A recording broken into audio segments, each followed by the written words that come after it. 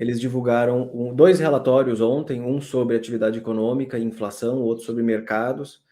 Para o Brasil, nós estamos na contramão do mundo, eu já falo isso há muito tempo, tanto em Sim. crescimento quanto em inflação. Nossa inflação está muito menor do que a grande maioria dos países do mundo. Para 2022, né? E para crescimento, esperado aí pelo menos 3% de crescimento para esse ano e 1% para o ano que vem. Me diz uma coisa, qual a tua expectativa para a inflação amanhã? Tu acha que, com base nos últimos dados aí de payroll e tudo mais? Tem várias coisas que a gente precisa analisar dentro da inflação americana, né? São várias categorias, são vários tipos de bens e serviços diferentes que estão vivendo períodos diferentes. Que nem a do Brasil ontem, né? A gente teve deflação de novo no Brasil. Aí muita gente fala assim, pô, não, mas a deflação do Brasil foi causada especialmente por conta dos cortes de ICMS. Não é só isso que está acontecendo.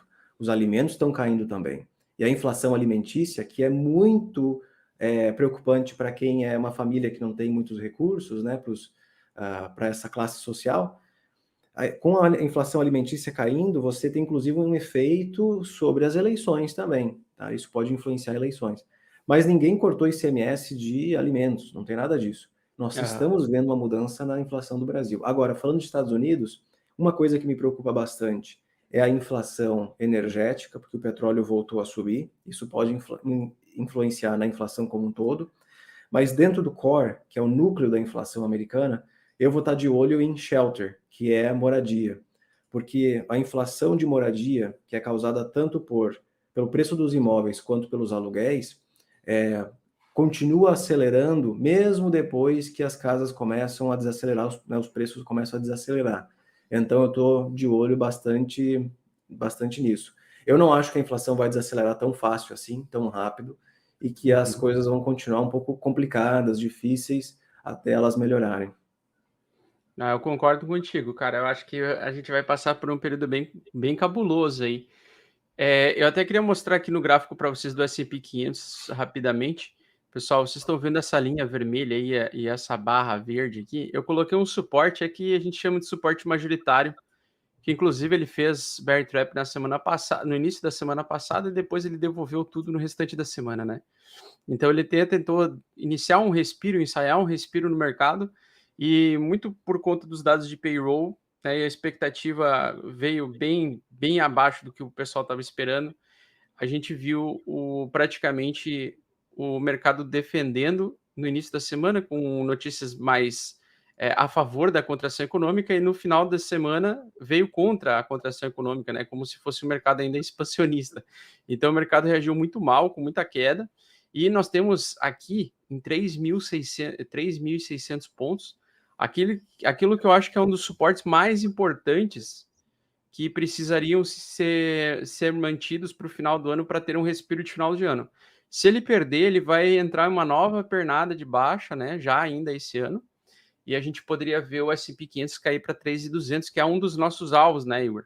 Pro longo prazo, 3.200 aí no S&P 500 é um dos alvos comprador aí de desespero. Mas o Fundo Monetário Internacional ontem, eles trouxeram, acho que um relatório, acho que foi um relatório, né? Que falaram, inclusive, que a recessão, que nós estamos num grande risco de recessão econômica, isso a gente já vem falando há meses aqui, e que essa recessão econômica pode durar até 2026. Então, que poderia levar 2 anos para eles conseguirem controlar de fato a inflação. E, cara, agora de madrugada, no calendário econômico aqui, eu estava dando uma olhada, saiu o PIB anual e o mensal do Reino Unido, e nós vimos aqui ele vir bem abaixo, né? Então, o PIB veio bem abaixo já do que era a expectativa do mercado, então, vindo num cenário muito pior, mais contracionista do que o esperado. E aí você vê, tipo, a produção industrial no extrativa aqui, por exemplo, 1,6 negativo, né, bem abaixo do 0,2%. Então, são dados aí que mostram para a gente que não tem nada de controle inflacionário e que a coisa tende a se apertar cada vez mais, né? Referente ao FMI, eles divulgaram dois relatórios ontem, um sobre atividade econômica e inflação, outro sobre mercados. Para o Brasil, nós estamos na contramão do mundo, eu já falo isso há muito tempo, tanto em Sim. crescimento quanto em inflação. Nossa inflação está muito menor do que a grande maioria dos países do mundo. Para 2022, né? E para crescimento, esperado aí pelo menos 3% de crescimento para esse ano e 1% para o ano que vem. Lembrando que é muito difícil prever crescimento para o ano que vem, porque tem tanta coisa acontecendo, tem tanto risco no ar, que eu acho que não vale nem a pena gastar energia com isso. Países desenvolvidos hoje estão crescendo muito menos do que costumavam crescer.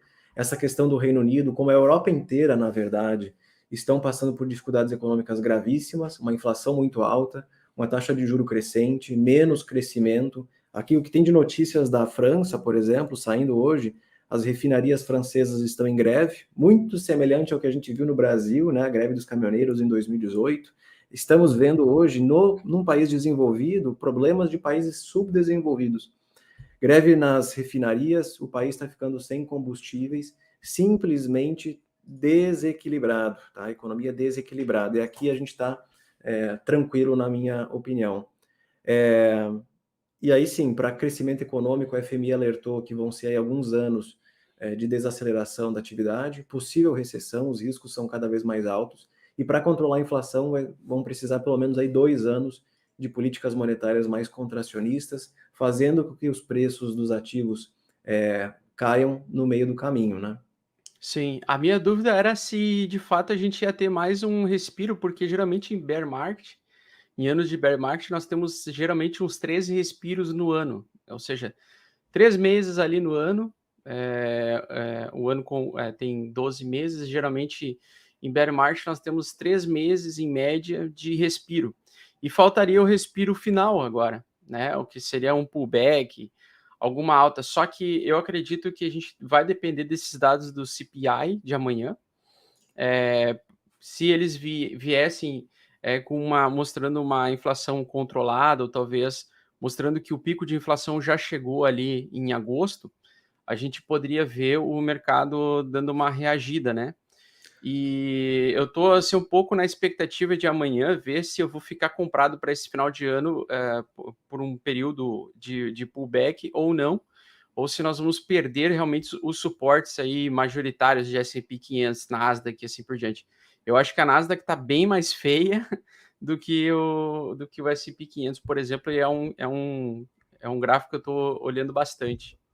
Ela é mais sensível à taxa de juros, né? As empresas de tecnologia são mais sensíveis à política monetária, então por isso que Nasdaq sofreu bem mais do que S&P esse ano.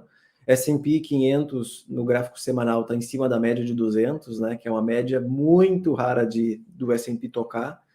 E as últimas vezes que ele rompeu essa média de 200 no semanal foi em 2020, 2008, 2001, nas grandes, né, crises ou bolhas. Então é um momento bem decisivo para o mercado. Na minha opinião, é muito difícil se segurar, porque a gente não lê notícias boas, notícias positivas. Até alguém me falou esses dias o seguinte: o consenso do mercado está tão para um lado, isso é, pessimismo, tem que vender, se não ter caixa, né? Enfim, Uhum. que a princípio, nesses momentos, a melhor coisa a fazer é o contrário, é começar a comprar e se posicionar. Só que quando a gente olha para o cenário macro, não tem absolutamente nada de bom acontecendo, Não tem nenhuma né? perspectiva de melhora, né? Então, assim, a inflação continua forte, o mercado de trabalho americano continua apertadíssimo, né? O desemprego caiu para 13,5%.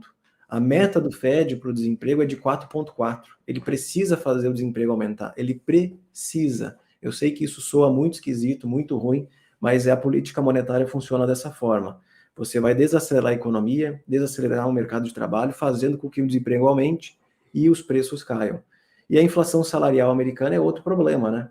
A inflação Uhum. salarial elevada é ótimo para a população, pessoas ganhando salários cada vez maiores, mas para uma economia como um todo, isso não é nem um pouco positivo. E demora muito tempo para isso desacelerar, né? A inflação de serviços lá fora, mesma coisa. A inflação cada vez maior.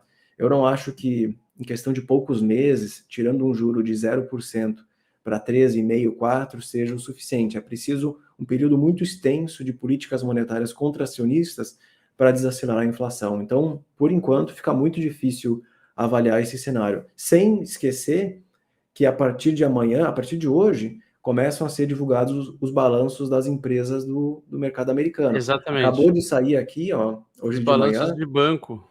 bancos são amanhã, hoje saiu da PepsiCo, tá? Veio Uhum. melhor do que o esperado, mas amanhã, quinta-feira, tem Taiwan Semiconductors, Delta Airlines, BlackRock, o que mais tem? Tem JP Morgan, se eu não me engano, Domino's Pizza, será que é sexta-feira? Ó, sexta-feira, JP Morgan, Morgan Stanley, Citigroup, Wells Fargo, só empresas aí, né, de grande porte que importam bastante para a gente. Então, a Uhum. depender do que acontecer com esses resultados, que devem piorar no terceiro trimestre e principalmente no quarto trimestre, O quarto trimestre acho que vai vir paulada. o quarto trimestre vai começar ruim e terminar ruim. Então, eu acho que os balanços vão refletir exatamente isso. Os balanços do quarto trimestre é em janeiro, né? É, só no ano que vem. É em janeiro. E aí, realmente, se a gente tivesse um dado a favor da contração econômica, ou seja, inflação reduzindo amanhã, a gente pode ver um respiro de alta até meados de dezembro a janeiro ali. E depois de janeiro, paulada de novo, né? Paulada porque a expectativa é de que os balanços dessas maiores empresas aí dos Estados Unidos venham bem baixo. Tanto de tecnologia quanto esses bancos aí. Os bancões aí que vão sofrer bastante, eu acho.